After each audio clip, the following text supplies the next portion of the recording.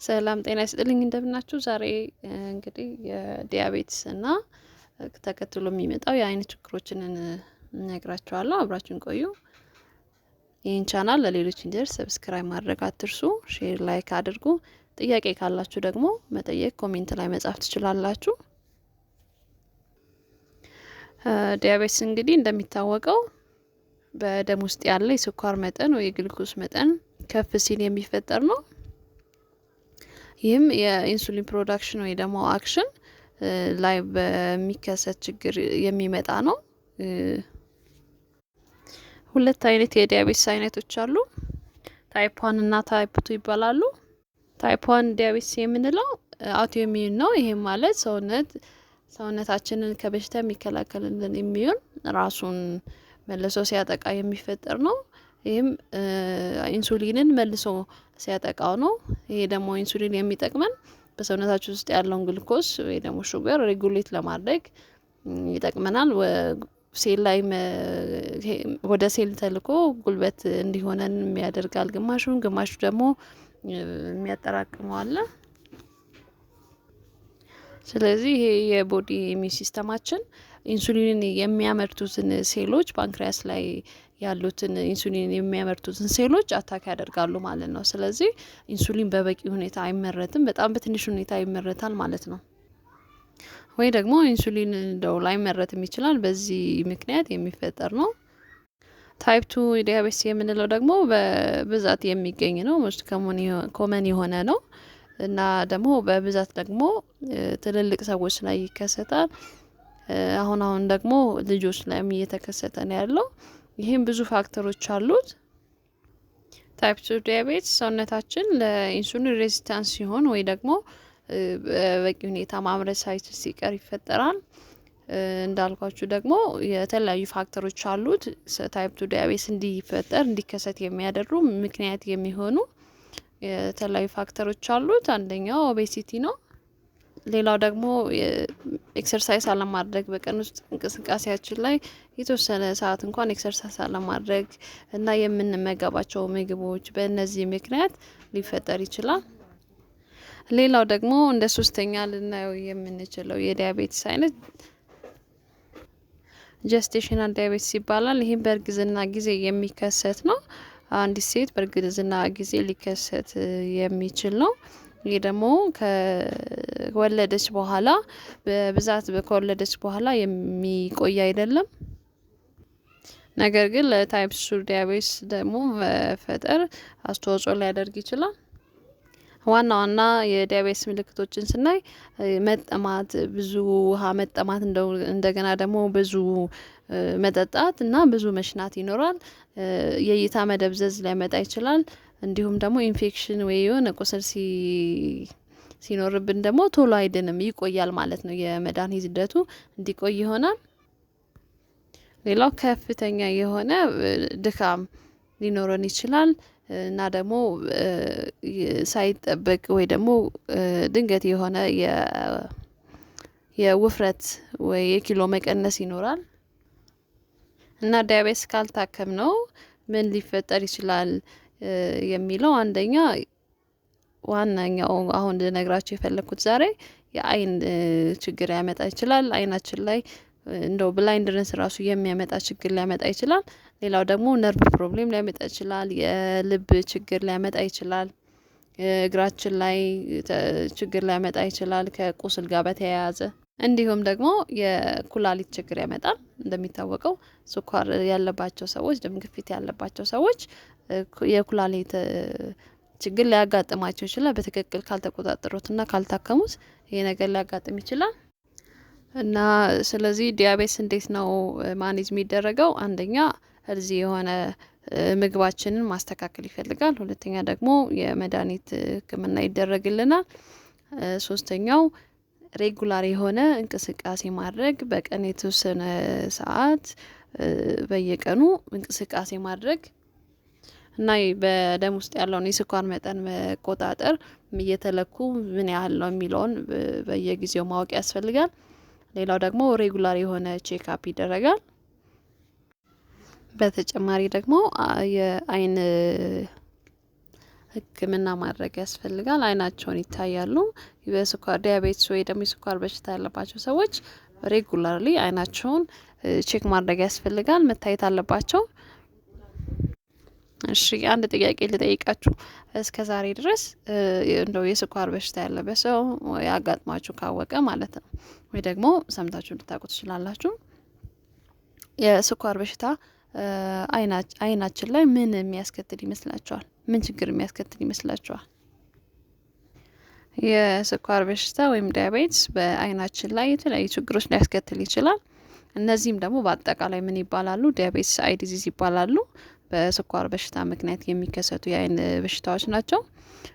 ዛሬ ደግሞ ዋና ዋናዎቹን ነግራችኋለሁ። አንደኛው ዲያቤቲስ ሬቲኖፓቲ ይባላል። ይህም በብዛት ያለ ሊከሰት የሚችል ነው።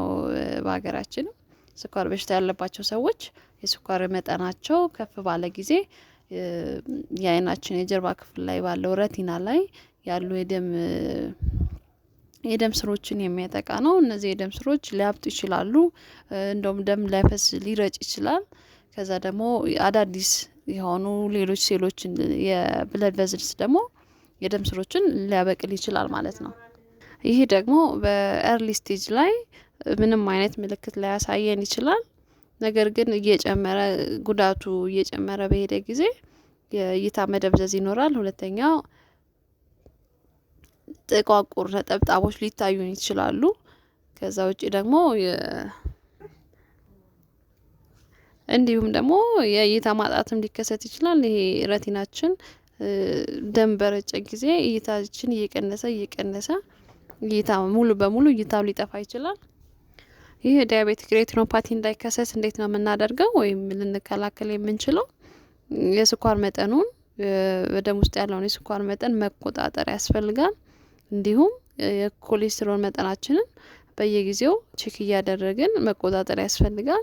አይናችንን ደግሞ እየሄድን በየጊዜው ቼክ ማድረግ ያስፈልጋል። የአይን ሐኪሞች ጠብታ አድርገው ውስጡን ያዩታል።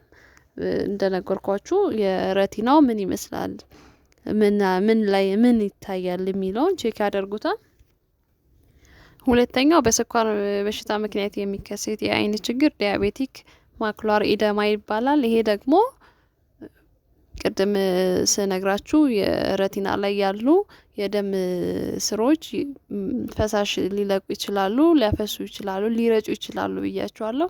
ይሄ ደግሞ ማኩላ የሚባለው ጥርት ያለ እይታ እንዲኖረን የሚያደርግ ነው። ስለዚህ ይሄ መፍሰስ ደግሞ ወደ ማኩላው ሊኬጅ ሲኖር ማለት ነው የሚፈጠረው ዲያቤቲክ ማኩላር ኢደማ። ማኩላ ጥርት ያለ ሴንትራል ቪዥን መካከለኛው የፊት ለፊት የእይታ ጥርት ያለ እይታ እንዲኖር የሚያደርግ ነው። ስለዚህ ማኩላር ኢደማ ሲኖር ምልክቶቹ የሚታዩን የእይታ መደብዘዝ ወይ ደግሞ ጥርት ያላለ እይታ ሊኖር ይችላል። የማንበብ ችግር ሊያጋጥመን ይችላል እና ደግሞ የሰው ፊት መለየት ላንችል እንችላለን። ለዚህ ደግሞ የሚሰጡ ሕክምናዎች አሉ። አንደኛው መርፌ ይሰጣል። አንታይ ቪጂኤፍ የሚባል መርፌ ይሰጣል። በየጊዜው በተወሰነ ጊዜ እየሄዱ መርፌ ይወጋሉ። ሌላው ደግሞ ሌዘር ቴራፒ ነው። እንዲሁም ደግሞ እብጠቱን ለመቀነስ ኮርቲኮስቴሮይድ መድኃኒቶች ሊሰጡ ይችላሉ። ሶስተኛው በስኳር በሽታ ወይ በዲያቤትስ አማካኝነት የሚከሰተው የአይን ችግር የአይን ሞራ ነው። ይህም ደግሞ ዲያቤትስ ያለባቸው ሰዎች በከፍተኛ ሁኔታ ለዚህ ተጋላጭ ናቸው። ሞራ ምንድን ነው የሚለውን ከዚህ በፊት በሰራውላችሁ ቪዲዮ ላይ ማየት ይችላላችሁ። የሚያሳዩት ምልክቶች ጨረር መፍራት፣ በማታ ደግሞ እይታቸው በጣም ከባድ ይሆናል፣ ለመንቀሳቀስ አይችሉም፣ እንዲሁም ደብዛዛ እይታ ይኖራቸዋል። ህክምናው የሚደረገው ሰርጀሪ ነው የሚሰራው። ከሰርጀሪ በኋላ ደግሞ የመነጽር እገዛ ይደረጋል። በመድኃኒቶች የሚታዘዙ መድኃኒቶች አሉ። አራተኛው በዲያቤትስ ሰዎች ላይ ዲያቤትስ ባለባቸው ሰዎች ላይ የሚከሰተው የአይን ችግር ግላኮማ ነው። እነዚህ ዲያቤትስ ያለባቸው ሰዎች በከፍተኛ ሁኔታ ለግላኮማ ተጋላጭ ነው የሚሆኑት። ይህም ደግሞ የአይን ፕሬዠር በመጨመር ምክንያት ኦፕቲክ ነርቭ ላይ በሚደርስ ጉዳት የሚመጣ ነው። ኤርሊ ስቴጅ ላይ ምንም አይነት ምልክት ላያሳየን ይችላል። ነገር ግን እየቆየ ጉዳቱ እየጨመረ ሲሄድ የእይታ መደብዘዝ እንዲሁም ደግሞ የእይታ ማጣት ሊደርስ ይችላል። የሚታከመው ደግሞ ሰርጀሪም አለው ወይ ደግሞ በመድኃኒትም ሊታከም ይችላል ግላኮማ። ስለዚህ ስለ ግላኮማም እንዴት ነው የአይን ግፊትና ግላኮማ የሰራቱን ቪዲዮ ማየት ትችላላችሁ። ስለዚህ በአጠቃላይ አሁን መደረግ ያለበት ምንድነው፣ በምን እንከላከላለን የሚለውን እናያለን። ስለዚህ ማድረግ ያለብን ነገሮች አንደኛው አይ ኤግዛም ማድረግ ያስፈልጋል። ሬጉላር የሆነ የአይን ሕክምና ማግኘት ያስፈልጋል። አይናችን ጋር ምን እየተካሄደ ነው፣ የጀርባው የአይናችን ክፍል ምን ይላል የሚለውን አይናችንን በየጊዜው እየሄድን የአይን ሐኪም ጋር መታየትና ከነሱ ጋር ደግሞ ምንድነው ያለው ሁኔታ ምን ይመስላል የሚለው መነጋገርና መወሰን ያስፈልጋል። ሁለተኛው ደግሞ ላይፍ ስታይላችን ማስተካከል አለብን። ኤክሰርሳይዝ ማድረግ ያስፈልጋል።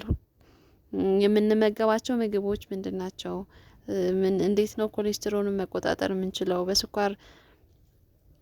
በስኳር አማካኝነት የሚመጣው የአይን በሽታ ምንድነው የሚለውን ነገሮች ስናውቅ እንዴት እንቆጣጠረው የሚለው ላይም ትኩረት እናደርጋለን።